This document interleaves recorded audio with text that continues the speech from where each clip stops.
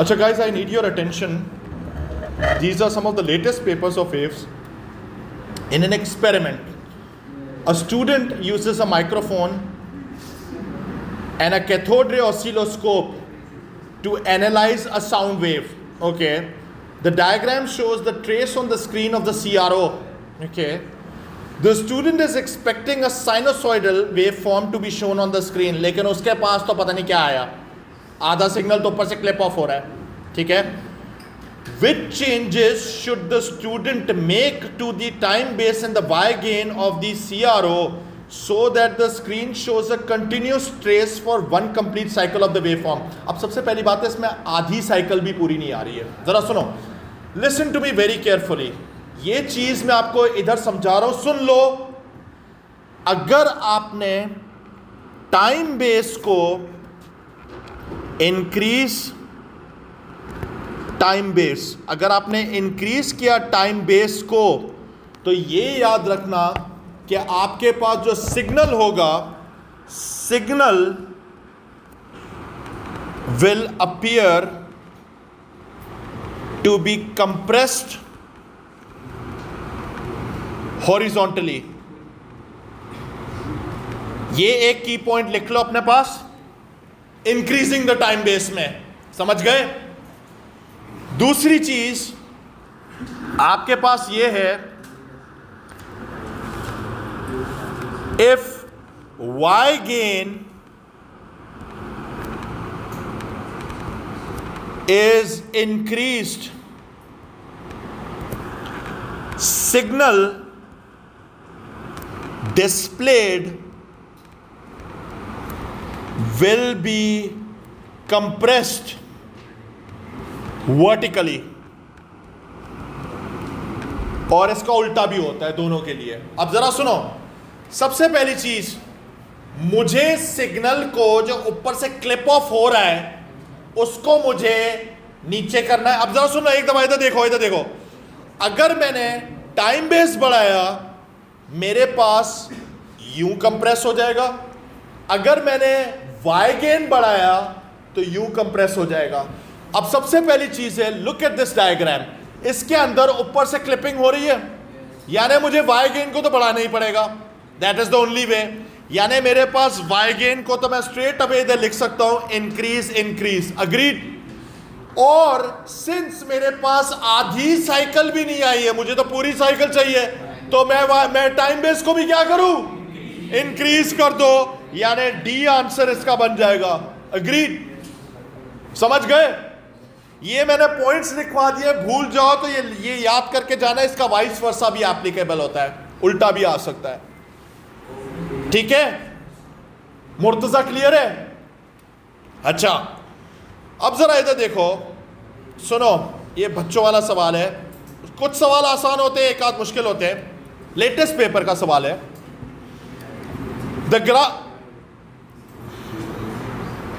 Okay, I forgot to connect the microphone. Now it is connected. Now the sound quality will be very good. अच्छा जरा सुनो, इधर देखो. The graph shows the variation with time of the displacement of a particle in a progressive wave. अच्छा, displacement है और एक तरफ time है. X क्या दिखाता है हमें? Amplitude. यानी X तो amplitude हो जाएगा, और Y क्या दिखा रहा है? Period. A. बच्चों वाला सवाल था यार. उसके बाद अब ये सवाल इधर देखो, listen to me very carefully. This is one very brilliant question. अब ये बेटे सुनो. A car loud speaker, a car travels at a constant speed along a straight line PQ. अच्छा, इसमें कहने का मतलब है कि स्ट्रेट लाइन में जा रही है. यहां तक सही है, यहां तक पहुंच गए.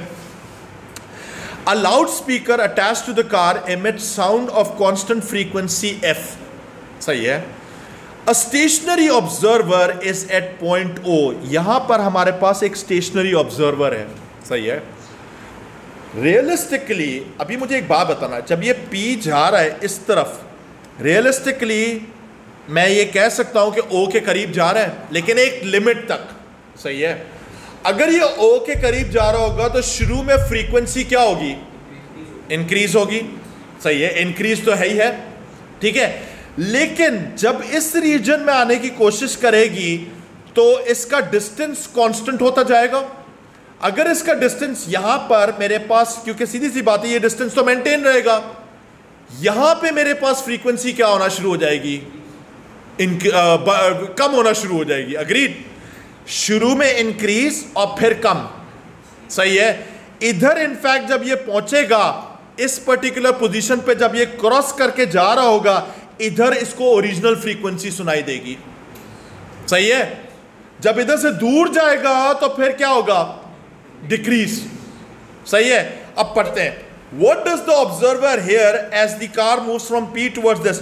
Frequency less than f that decreases as the car, नहीं, frequency more than f शुरू में, that decreases as the car moves from P towards Q। C answer होना चाहिए इसका स्ट्रेट अवे, सही है भाई। पहले तो ऐसा लगेगा कि दूर से करीब आ रहा है, लेकिन जब इधर इस रीजन में पहुंचेगा तो इधर फर्दर डिक्रीज नहीं हो सकती फ्रीक्वेंसी, क्योंकि आप कांस्टेंट डिस्टेंस पे हो। इधर हमारे पास सिर्फ और सिर्फ ओरिजिनल फ्रीक्वेंसीज को सुनाई देगी। Do you understand this thing? ऐसा ही सवाल आपके P2 में भी होगा, सर्कुलर मोशन वाला, वो जरूर देख लेना। अच्छा, फिर इसके बाद ये कह रहा है, इधर देखो, some sources of electromagnetic waves in free space are listed. Okay, चार हमारे पास हैं।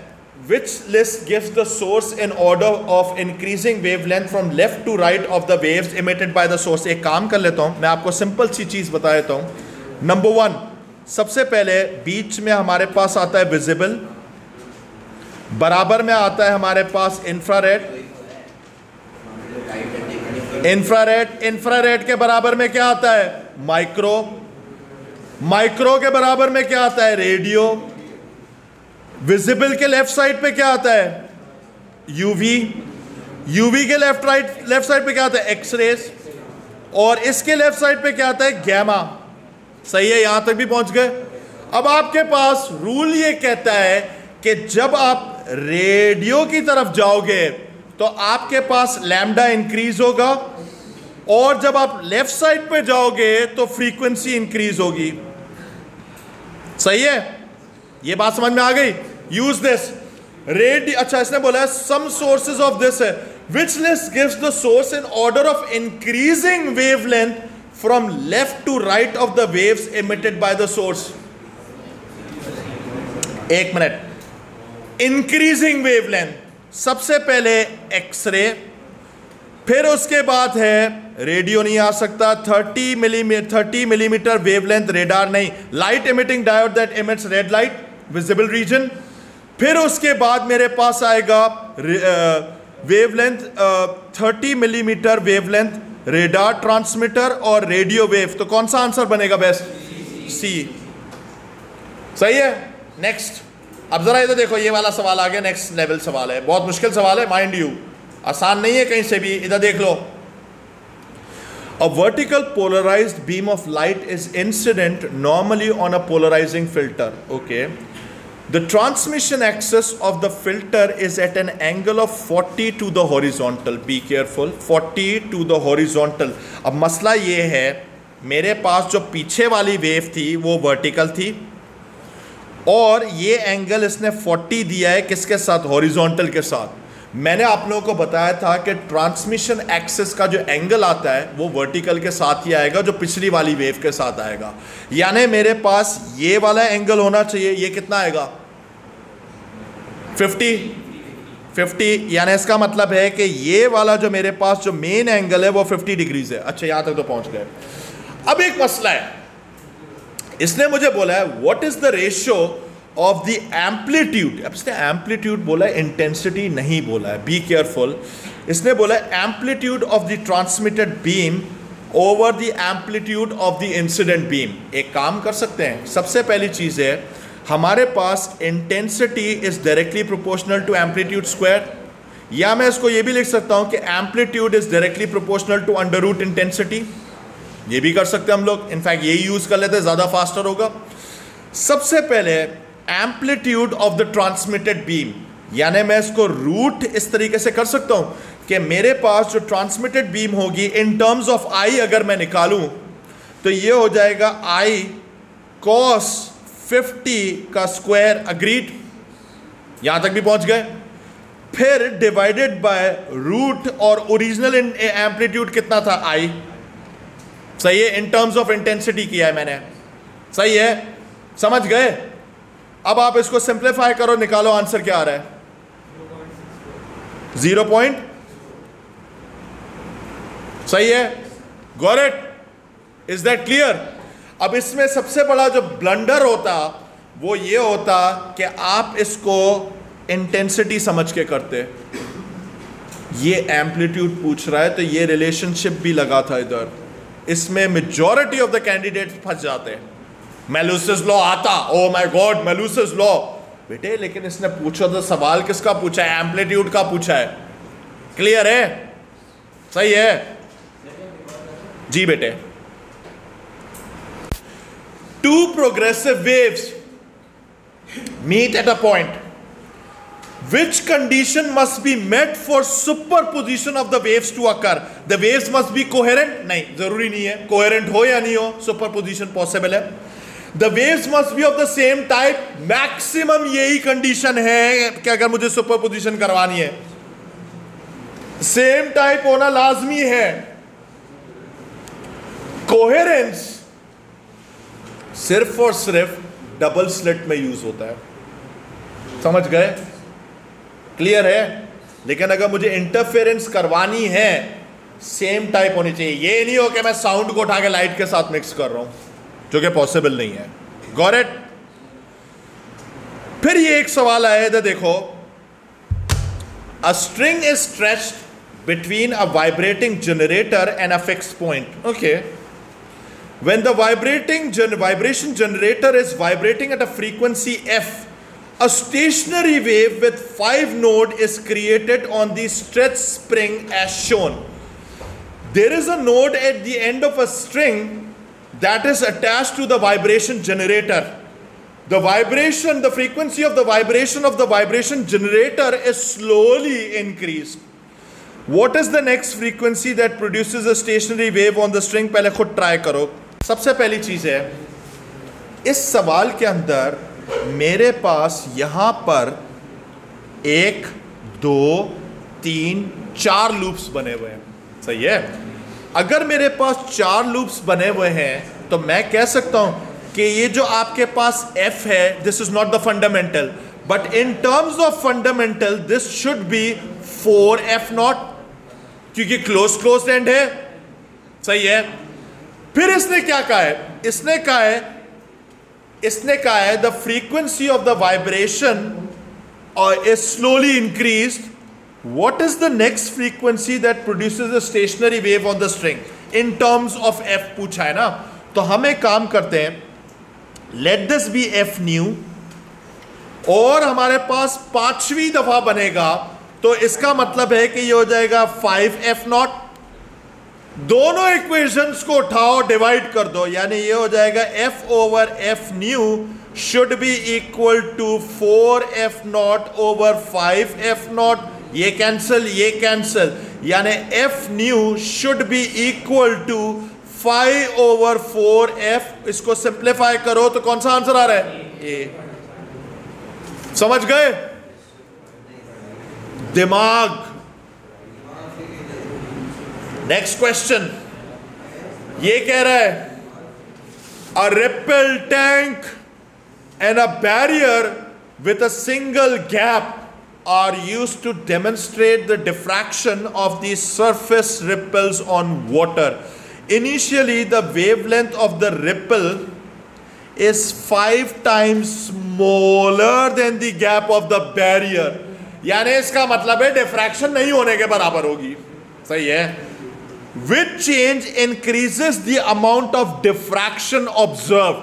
Okay, हमें अगर डिफ्रैक्शन बढ़ानी है, जरा सुन लो, 2 चीजें कर सकते हैं, या तो हम वेवलेंथ बढ़ा दें या हम ओपनिंग को छोटा कर दें। देखते हैं, double the amplitude of the ripples, घंटा कोई फर्क नहीं पड़ेगा, पहला वाला तो वैसे ही गया। Double the width of the gap,